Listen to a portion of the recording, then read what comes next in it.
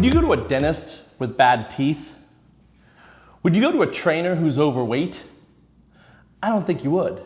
So let me ask you a question. Why would you go to a lender who maybe doesn't even own a home? Why would you trust one of the biggest financial decisions of your life, buying a home or an investment property? Why would you trust that to somebody who you don't know if they even own a home? I would recommend you interview your lender. Just because a lender works for a bank or a credit union and you think, oh, well, that's a good bank or that's a good credit union, they may have no clue as to what they're doing.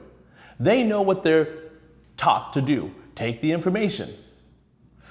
But why don't you ask that lender, do you own a home? How long have you owned a home? Do you own investment property? Why not interview that lender to see if they really know what they're doing? So they don't just have this, ethereal knowledge, but what they have is actual knowledge. I'm Joe Kramer.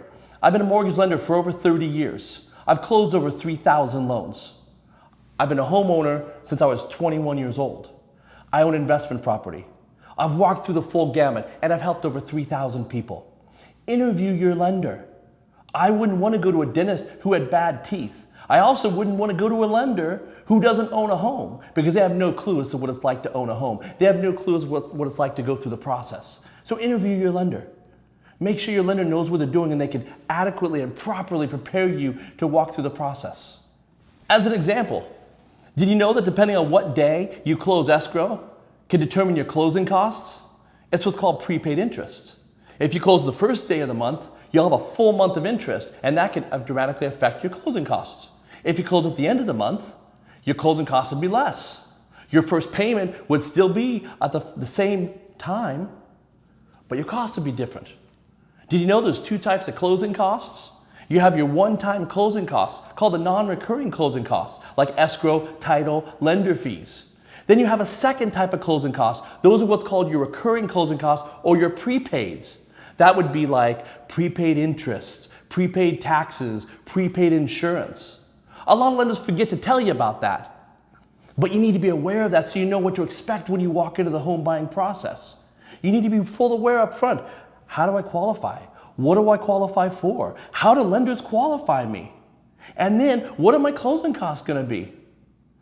As an example, let's talk about PMI, private mortgage insurance. Did you know that you can get rid of the PMI or mortgage insurance? You could do a one-time buyout. That could save you $200, $300, $400 a month and help you qualify for more home.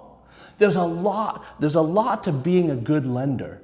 And if your lender doesn't know how to adequately and properly prepare you, it's not personal, you should go somewhere else. I don't care if they work for a big bank or a credit union, they need to educate you so you understand what you're doing and you can walk through the home buying process without any surprises. I'm Joe Kramer, your mortgage guy, here to help.